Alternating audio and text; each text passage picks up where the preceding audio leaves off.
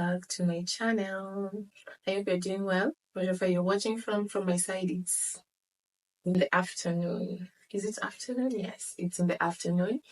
From your side, it might be morning, or by the time you'll be watching this, it could be any time. So, good evening, good morning, good afternoon, wherever you are, good night.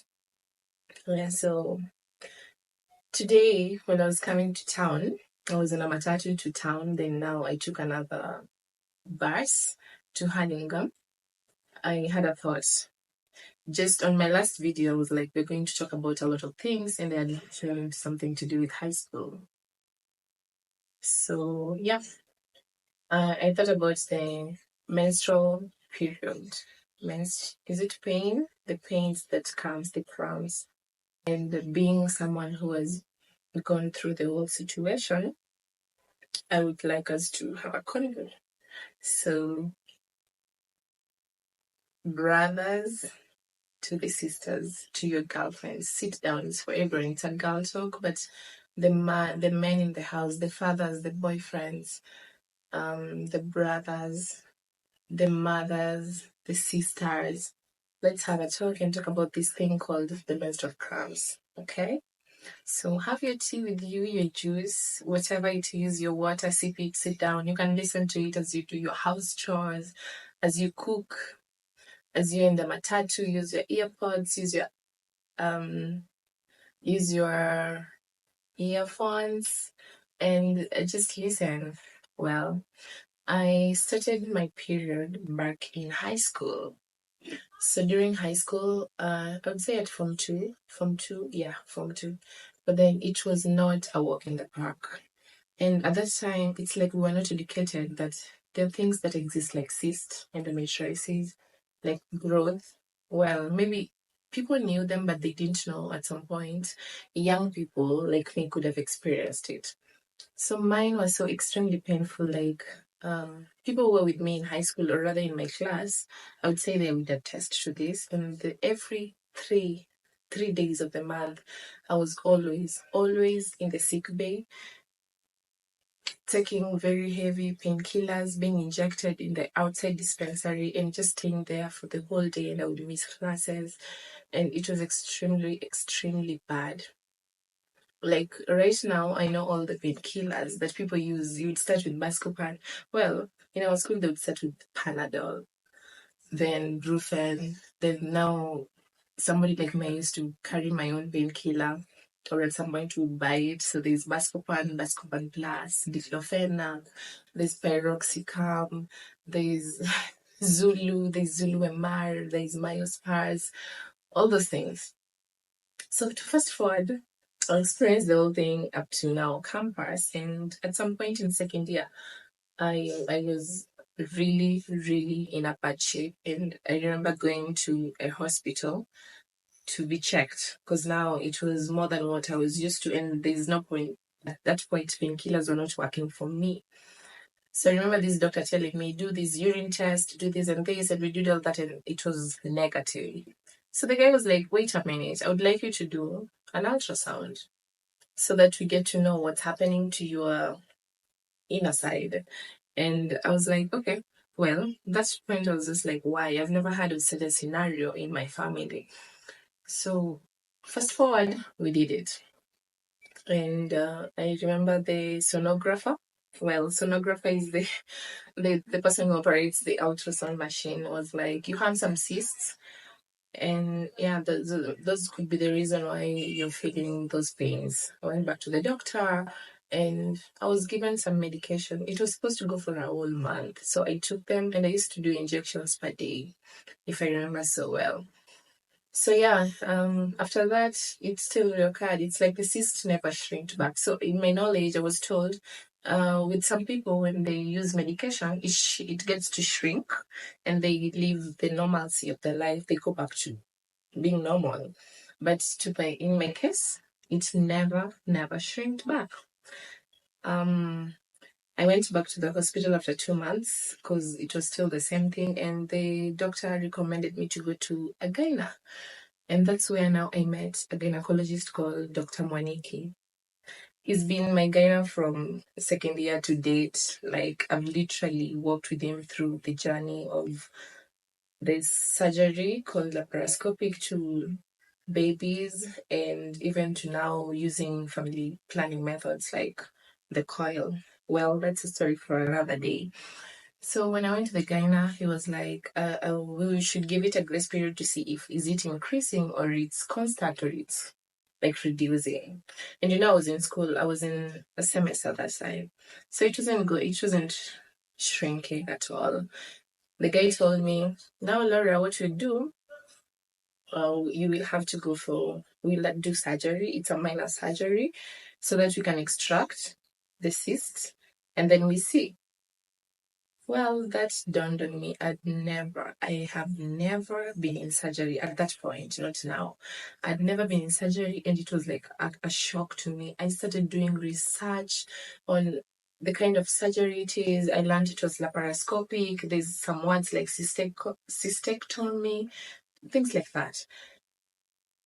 I was done with my semester, we scheduled, and yeah, it was at Guru Nanak. So on that fateful morning, I woke up so early, and they prepare you for surgery, and they tell you, hey, don't eat for more than 6 hours because, well, I don't know why. So yeah, I went to Guru Nanak. I remember my auntie took me there in the morning. Around my surgery was around 8, so we had to go there by 4 in the morning, 4 a.m., 4-5. So she dropped me there in Guru Nanak. Guru Nanak is along before Ngara. So yeah, the doctor was there, and nobody prepared me for the shock. So yeah, I signed the consent letters, and let me tell you guys, I have very, very, very good friends. Shout out to Walter April, to Cynthia, to Edith, to Aurelia, to my family. Like, they were constantly checking, hey, some at the hospital, how are you doing? What next? Are you going to update us? And yeah, so through the process, of course, I went to theater, and most of the people say dead. I didn't experience anything, and according to the way I was told, with my friends who were there, it took longer than they were told, and they even got worried at some point that something was happening to me. Well, yeah. So after the surgery, I think I woke up and regained consciousness later in the evening, and I was showed everything that was out. And you know what? I insisted I wanted to like go. I wanted to go home because I was told 12 hours, so I didn't want to literally be there the whole time. So yeah, I prepared. We went back home. I didn't see my tummy, but I just knew it was bloated. And the doctor was like, we're going to take the cysts that we got out to the main laboratory in Kenya so that they can check if it's cancerous. And man, those were the longest 2 weeks of my life. Remember, it's a December, so it was like a few days to 25th. Yeah, so fast forward, the next day I opened them. I had a bandage. I'll put some pictures of the incisions. So they had like 4 incisions on the belly button, and then around the belly, like everywhere. So I was explained to later that it wasn't a major surgery, and they at that point they extracted a bit of endometriosis. I had like endometriosis, so it's like a lining. Yeah, so fast forward, my results came back, and I was okay. I was going back to school, but now the doctor took me through the whole situation, and I was prepared. I was told at some point they might come back or not. I was even advised to have a baby. Yeah, so let's talk about these pains. If I had known earlier, let's say I still knew it earlier, but if I had known earlier, I would have experienced the whole situation before. I would contained it. But then, in a good way or in a bad way, I still experienced it. And it made me aware because at this point, up to date, I know of a friend who once had a surgery and they got out some growth. I also know of an auntie who also had a surgery and they got out growth.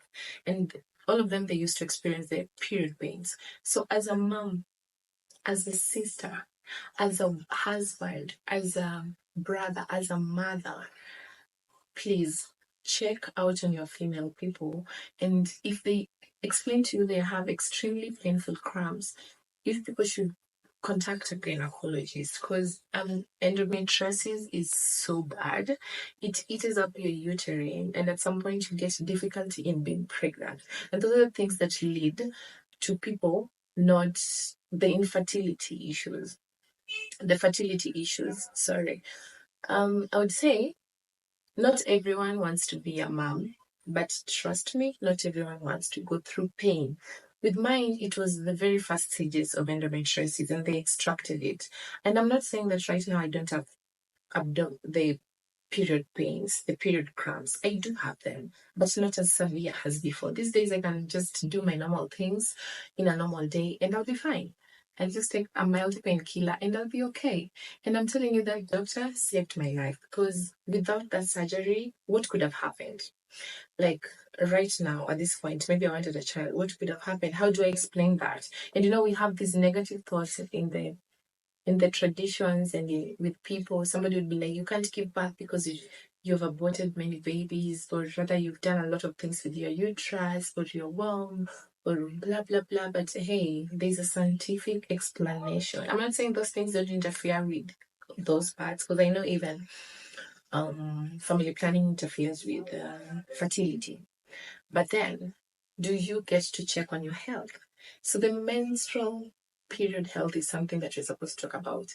If you listen to your sister or your mom or your wife or your child talk about these things, please seek medical help. And honestly, I went through even the traditional herbs. They didn't help me because my grandma was like, "Hey, you can do this."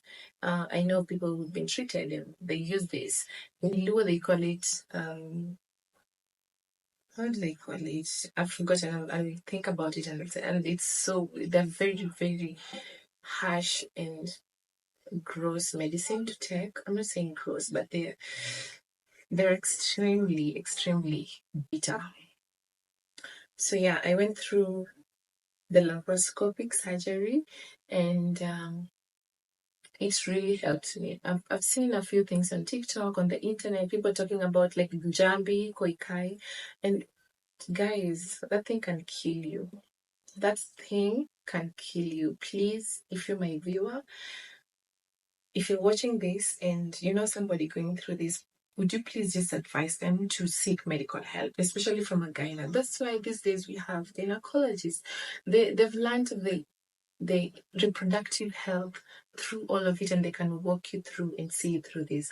So yeah, fast forward, my recovery period was like within 5 days I was okay. Though there's the bloating, and then the good thing about current situations, you the uzis zinapotea ndani, so I didn't have to go back to the hospital at all. But then they tell you to give yourself like 6 to 8 weeks to gain normalcy, and yeah, so yeah, fam. I know that some of you will be asking, what are the causes? Honestly, there's no doctor that has an explanation for the causes of the cyst, for the causes of endometriosis, or even fibroids. But there are speculations like genetics, hormonal imbalance, environment, immune reaction. So, for the ladies, I'll just say just be careful about the things you consume, like the chemicals that you consume that goes directly to your body.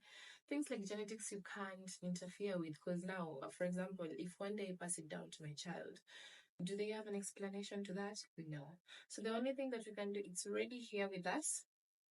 Let's find a way of fighting it, because it had like endometriosis has stages, and the more stage you go, it advances, it's more painful, and you can't go through with it.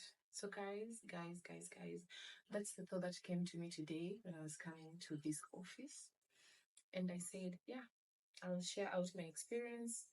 And yeah, with time, it has gotten better. I'm more aware, and I'm sure with even my generation or even people around me, they can attest.